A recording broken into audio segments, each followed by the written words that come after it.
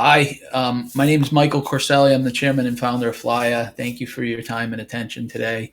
I'm joined by Jeremy Johnson. Jeremy, introduce yourself. I'm Jeremy Johnson, head of digital initiatives with FLAIA. Happy to be here.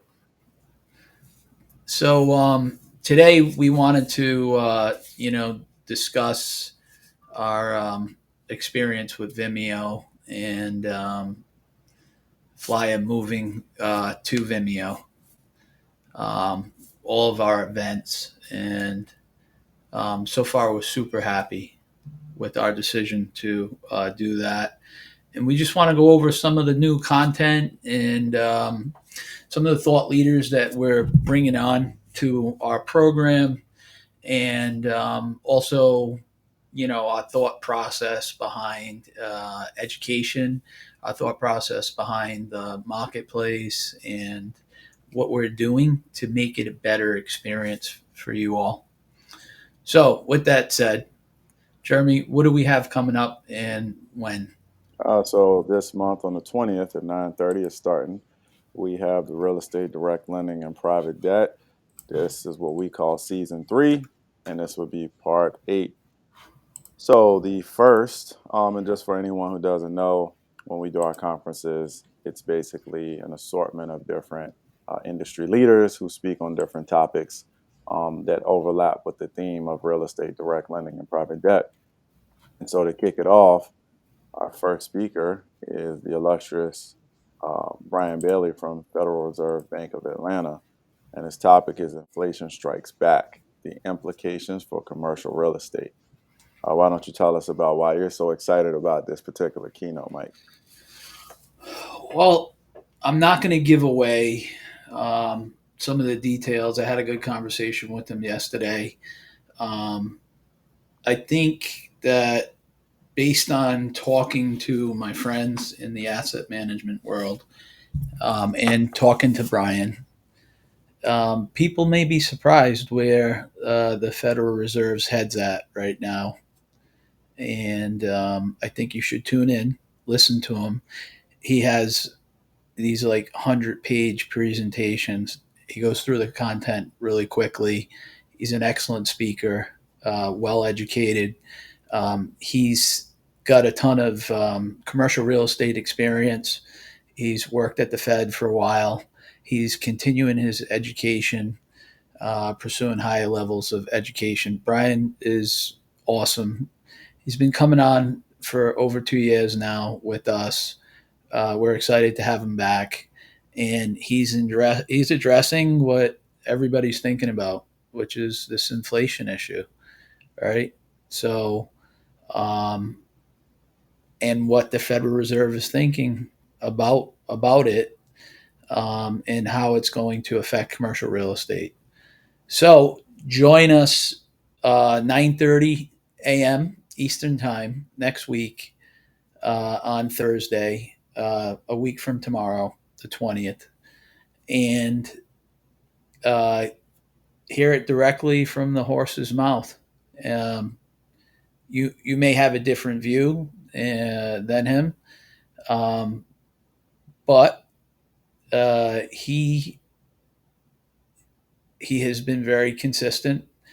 Um, he's been very transparent, and um, whether they've got it right or they've got it wrong, only time will tell. But I think that investors are have a misconception of where interest rates and inflation are going. So, with that said, I'm not going to give away the content of his presentation, but I think a lot of you will be surprised. So, tune in. Awesome guy, great pedigree. You know, you can see here he's comes from the commercial real estate side, and he's been involved in development. He's been involved in a lot of different aspects of commercial real estate, and he's a subject matter expert for CRE for the Bank of Atlanta Fed. Awesome speaker, great guy. Um, anyway, let's change. Next, Let's we have Dream America, who will be presenting after at 10:30. Lease to own, a sustainable investment opportunity. Why don't you tell us about Dream America? All right. So Chris is somebody who I've become very close with over the past 5 years. He has an ESG related investment opportunity. It's the Dream America Fund. He's getting homeowners into their properties, people with bad credit. He's helping them purchase homes, which Dream will own for the first year up to 2 years, and he's working with them to get on a spending plan to polish up their credit and then refinance him out of that home or purchase the home from Dream America a year or 2 years later so that people can lock in the price they buy the home today, get some of the capital appreciation, repair their credit, and get into a home. So the Dream America fund is largest market is Atlanta, believe it or not. So I decided to put him on right after the Hmm. Federal Reserve Bank of Atlanta. So this is what Chris is going to talk about. Chris comes from a not a real estate background. He comes from a Wall Street background. He worked at Bank of America, and he was you know very high up, a senior executive, um, and in charge of derivatives, like global head of derivatives. So very very talented guy, very knowledgeable with regards to managing, volatile assets and risk. And he started to buy real estate. He started to lend money, hard money, on real estate over 20 years ago, as while he was at Bank of America. And he has something that's good for a specific portion uh, of people, and he sticks to that, and it's been performing extremely well. Um, his fund is growing, and the performance of the actual portfolio of homes has been really, really like remarkable. So take a look at it. It's very, very good. All right, so um, Dream America is a very interesting opportunity. Often a dream for many Americans is to own a home abroad. And so next we have Italian residential investment opportunity in Perugia. As a up and coming Italian citizen, why are you excited about this opportunity? All right. So my great grandparents came here from Arce, which is it's a little bit southeast southwest of Rome, and they came here in like I think around 1919, immigrated through Ellis Island, moved to Providence, Rhode Island, and started their family. My grandfather was an only child, um, but he bought into the American dream. He started to buy real estate in America. And not only did he buy real estate in America, he had nine children. Um, so sold hook, line, and sinker. Starts a business. He was a little bit too young for like to be enlisted in World War II.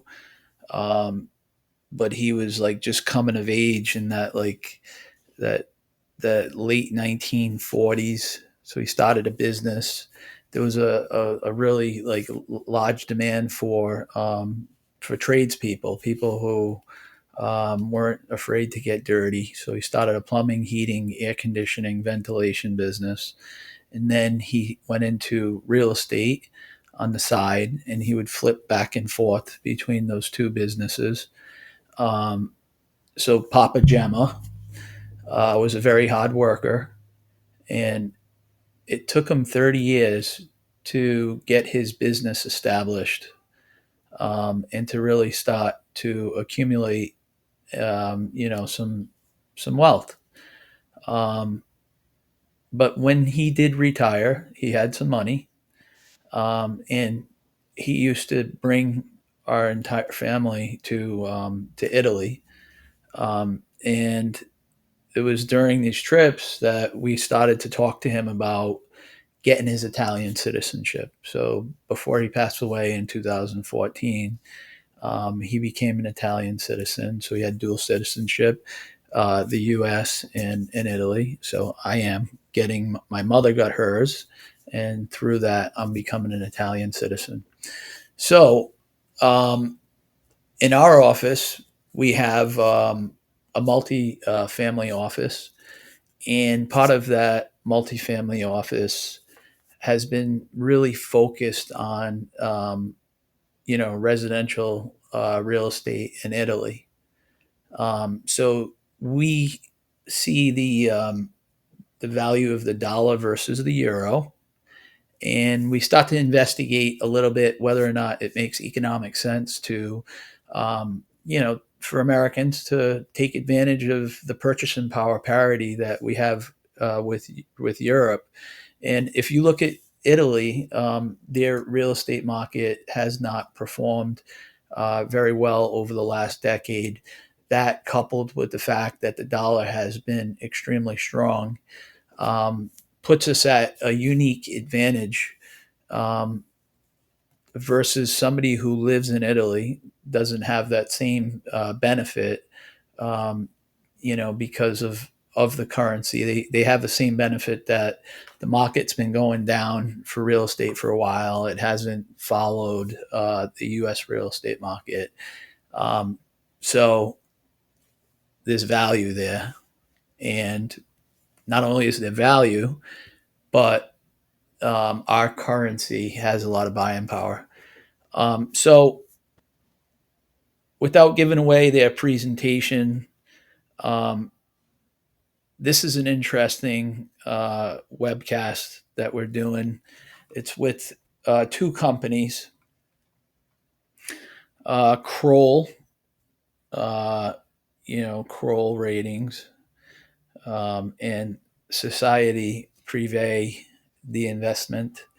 So Sergio runs the multifamily office, and Fabrizio and Leone work for Kroll. So Sergio hired them to do a valuation on the property and to perform and conduct due diligence, which they did, and they're going to be presenting their findings. These guys are very professional, and there's an excellent, excellent presentation coming. So if you're interested in lifestyle investment where you can make some money, um, I think it's as good of a time as any to look at real estate in Italy. This is 19 apartments that are already built, and it has a lot of additional opportunities to do more development. Um, it's in Perugia, um, the city of the future. It's very beautiful place. Um, there's all sorts of farms for olive oil and wine. It's in the Tuscany region, so it's absolutely gorgeous. So it's close to a lot of different tourist attractions in Italy. And if you're looking to unplug and go somewhere, that's absolutely beautiful, and also make some money while you own a lifestyle investment. We're trying to help you find something that performs well, that you can get some additional value out of, like a trip, right?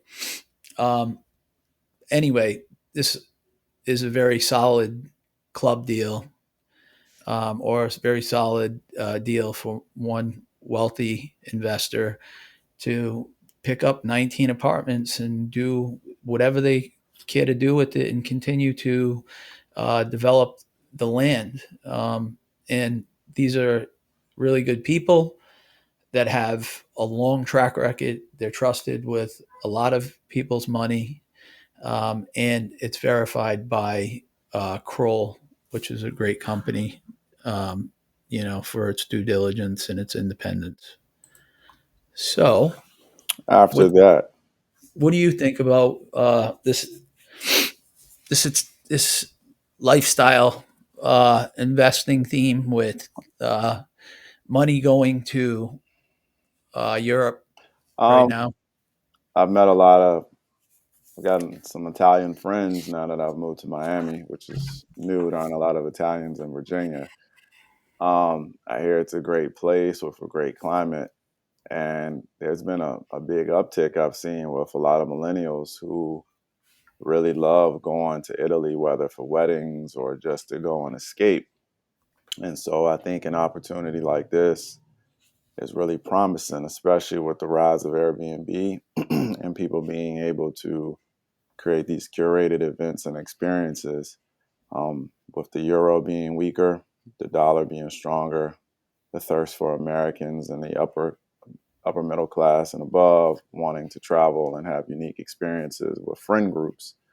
I think something like this with a um, 19 apartment like plot of land, I think it's really great for that kind of experience of the future.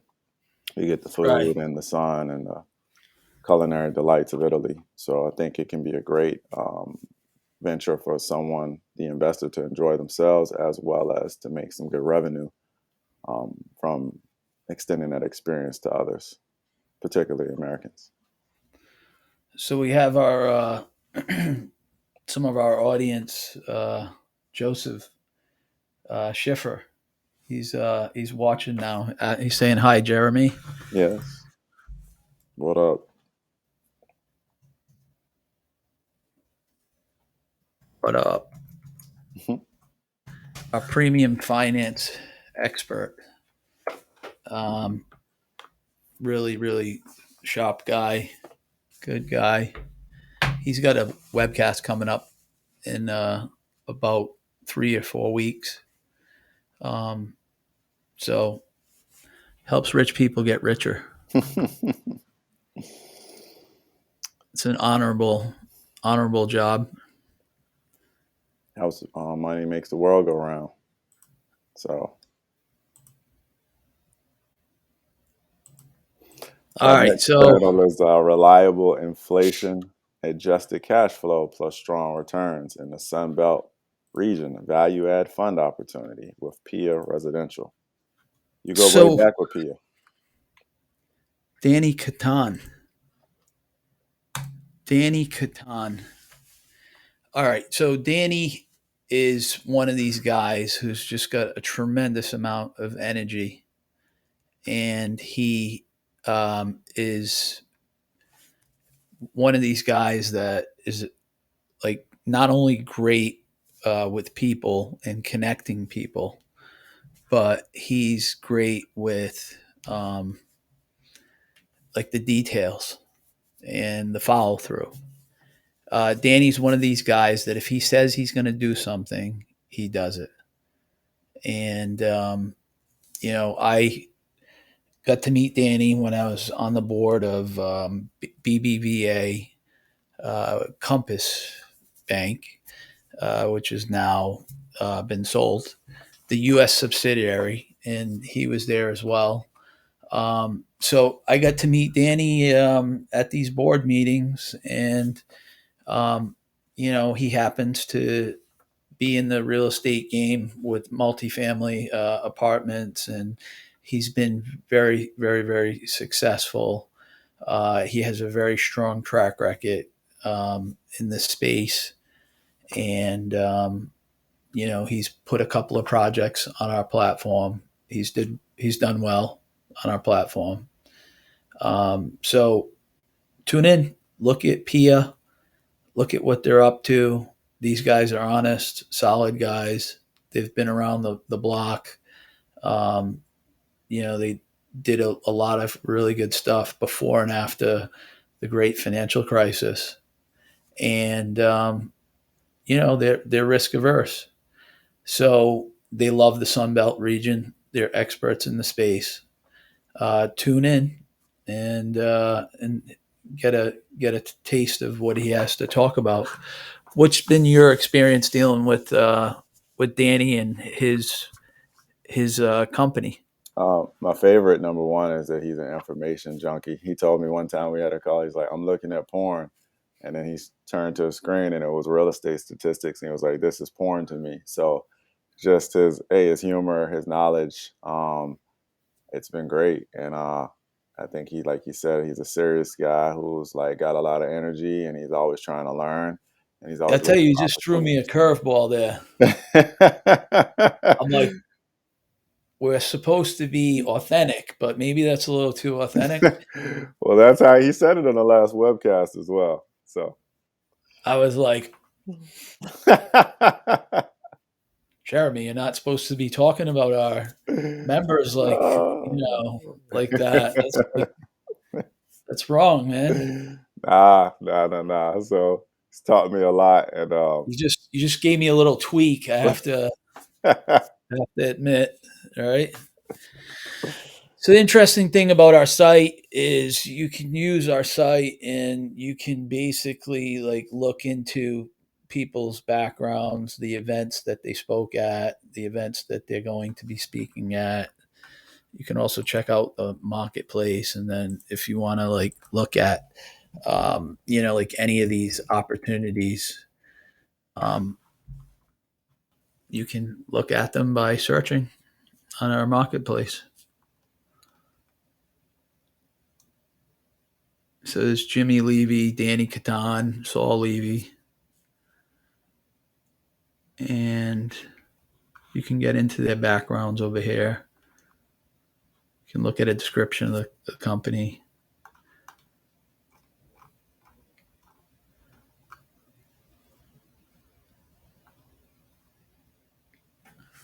So dig in, and then last but not least for the lineup is me and you, right? absolutely. So what are we going to talk about? We're going to show people how they themselves can submit their deals so that we can review and add to the marketplace. Yeah, so we built a really cool marketplace, and I think you should take advantage of it. It's getting a lot of organic hits from Google. Google loves it. Google loves FLAIA. So if Google loves FLAIA, you should love FLAIA. And we want to extend Google's love to you. If Google loves FLAIA and FLAIA loves you, Google's love will extend to you. It's like a poem. Right? Yeah. It works. It really works. So, with that said, what else is going on in the world of alternative investments that we can, like, we've been on for 24 minutes? I'd say let's give about 6 more minutes. Sure. Um, what do you want to talk about? I'm really interested to hear the feds talk. I mean, I think there's a lot going on in the world, and I think this is an exciting time. It's like history's been being made the last 3 years, right? And I mean, we've had a lot of different changes, and so I think that for some, keeping up with everything is a bit overwhelming. Um, so you're an experienced person in this world. how would you say this compares to previous times? I mean, you were in knee deep in 2008. Before that, how I've does never this seen time? inflation. I've never seen inflation before. Mm, So hmm. the last time there was inflation, I was like 6 years old. Right. Right. I was born in '76. So um, Volcker 1982, 18% interest rates. Things were out of control. But what is interesting is the way that they're looking at what they can and can't control. Hmm. So they can control uh, home purchasing, Hmm. car purchasing, anything that requires financing. Hmm.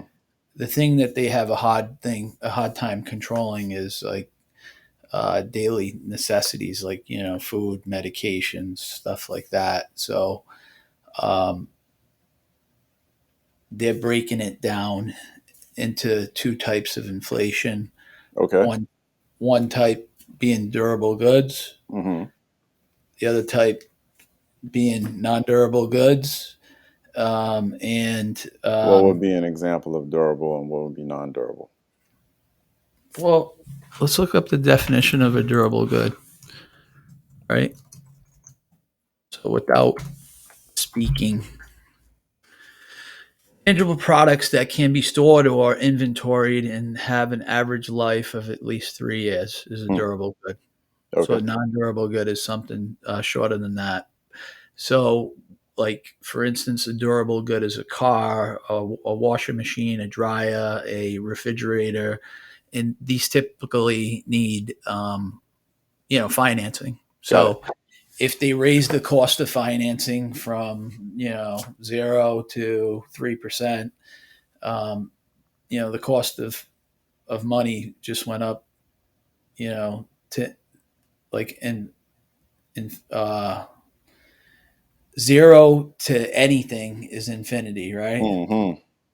So, but 0 to let's say it was a quarter of a percent instead of zero, right? Because it was like a range 0 to a quarter.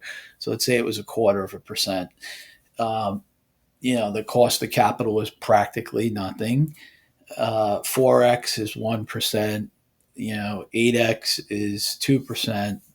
12x is 3%. So just keep doing the numbers, the cost of capital starts to go up exponentially, and people can't afford to, to buy that car. They can't Hmm. afford to buy that home. Mortgage rates went, up 3x, right? So from 2 to 6, or from 2.25 to 6.25.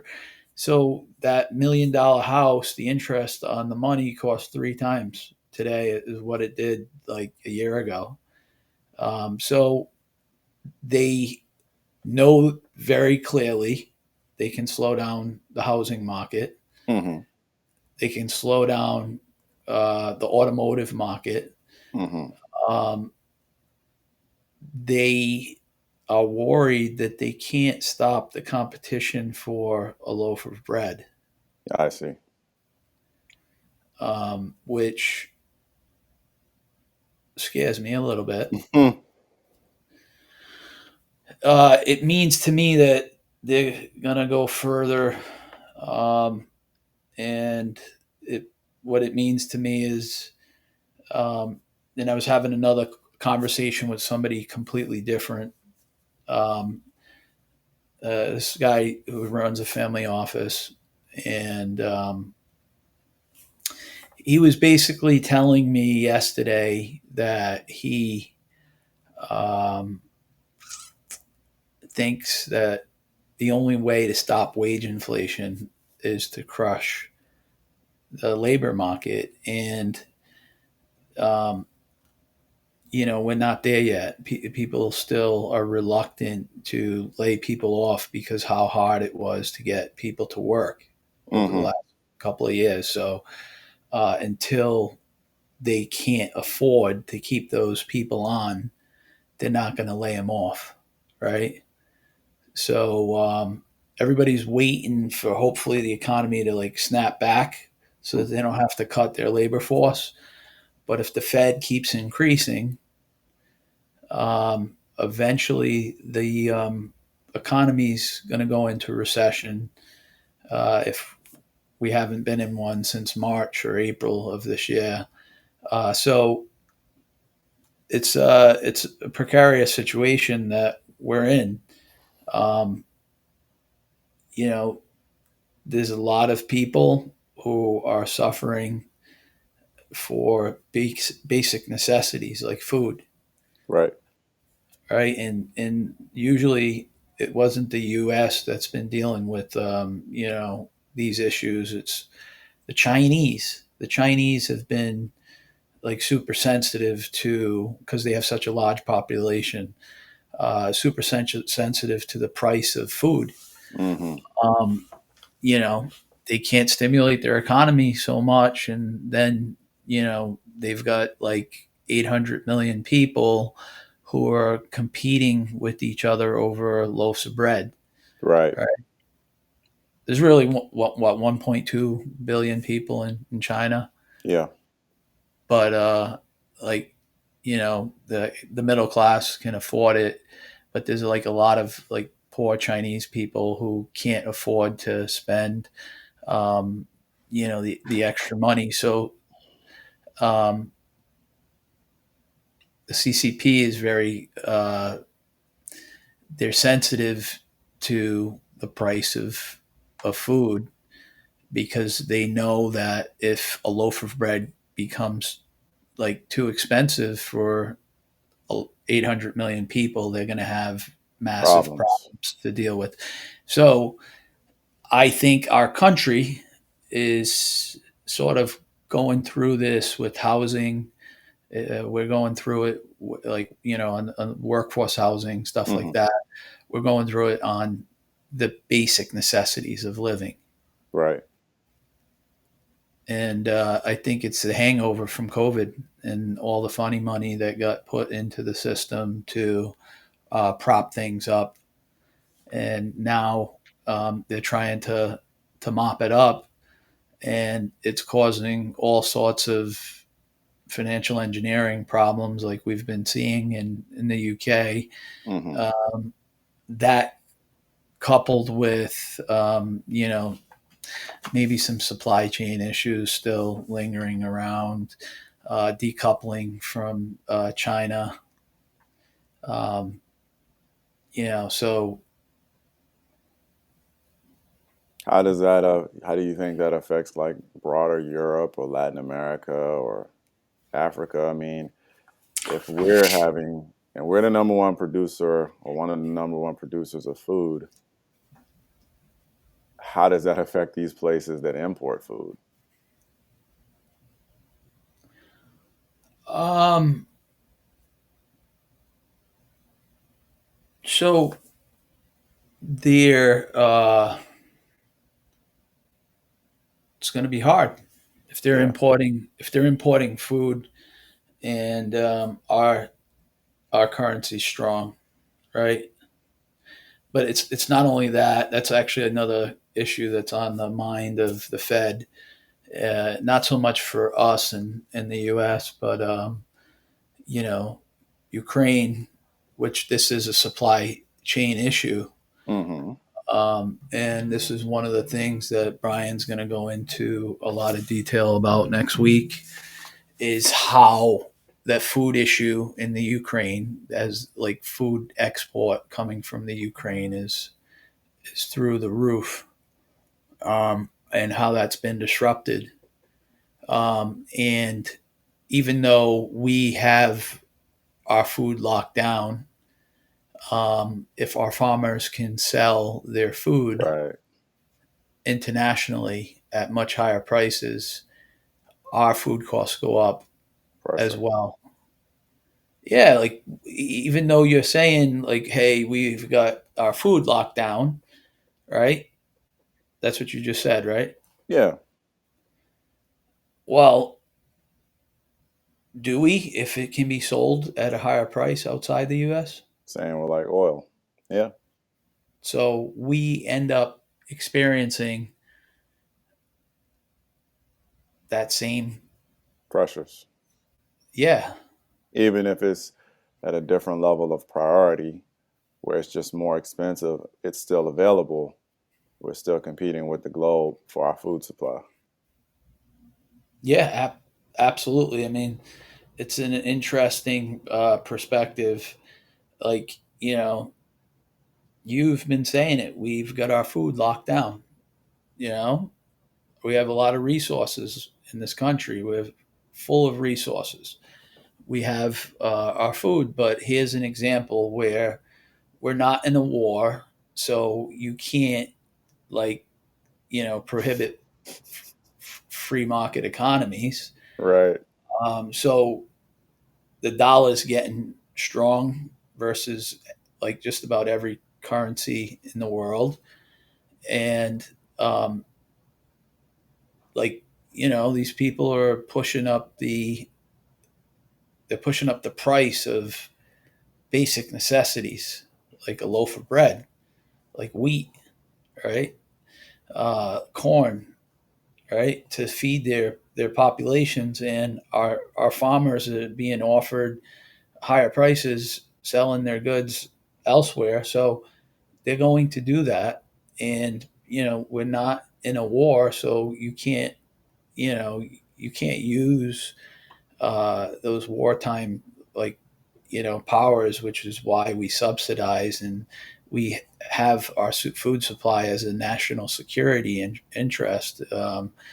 Like, it's an issue where, like, when times are tough for our farmers, they get bailed out, right, uh, and they get bailed out because we don't ever want to get caught on the wrong side of that, of an event. right. But here we are, the dollar's getting strong, right? And dollar getting strong, the prices um, of everything that we use should be going down, Yeah, but it's not going down because it's a global market, right? So, like, you know, the Ukraine disruption of the food is causing people to buy our food. So they're competing, and so the inflationary pressures in these other countries is even worse. It's even higher in places like the UK. But again, it goes back to our conversation. They can slow down homes, they can slow down cars. But if somebody needs to eat, they're going to pay what they need to pay for that loaf of bread today. it's the water, a glass of water when you're in the desert. Yeah. Yeah. Like, what would Steve Jobs have paid for a cure, Yeah, infinite. right? It's like you can have a cure or your Apple stock. It's So not a he's great going to be choice. like, yeah, he's going to give away his Apple stock in a heartbeat. All right. Right or wrong. Absolutely right. You can't take material with you. Right, You can't take currency wherever we go after this life. right. So people need food to survive. You're going to keep pushing up the prices of food. So supply chain, while I said it wasn't an issue, it is an issue, and maybe not cars and durable goods as it was, but it is an issue in like basic necessities. It's going to be an interesting talk. We're at the 40-minute mark now. Um, One other thing is that's a good sign of cooling inflationary pressures, um, is cost of transportation of goods from Asia has gone way down. Oh, yeah, the cargo. Yeah, like 90% down. So that's been a positive thing. So we're at the 40-minute mark. Any concluding remarks here? Anything that you want to speak to before we drop off today? Yeah, just anybody have any feedback on the marketplace? We're very excited about it. It's there to help you to find what you're looking for in this world of infinite information, right? There's just so many opportunities. What we want to do is help you to catalog and find stuff more efficiently. So, We're on Twitter. We're yep. on YouTube. We're on LinkedIn. We're on Facebook under FLAIA. Um, Subscribe, like our stuff. Um, you know, our last video that we did on, China, Miami, um, it got a lot of engagement. It got a lot of watch time. And we're grateful for that. Thank you very much for liking it, for tuning in, and share with us your comments. Any questions that you have, share it with us, and um, give us some guidance as to what content you'd like to hear. We're always trying to improve the user experience with our platform, and we're grateful for you being a part of our community.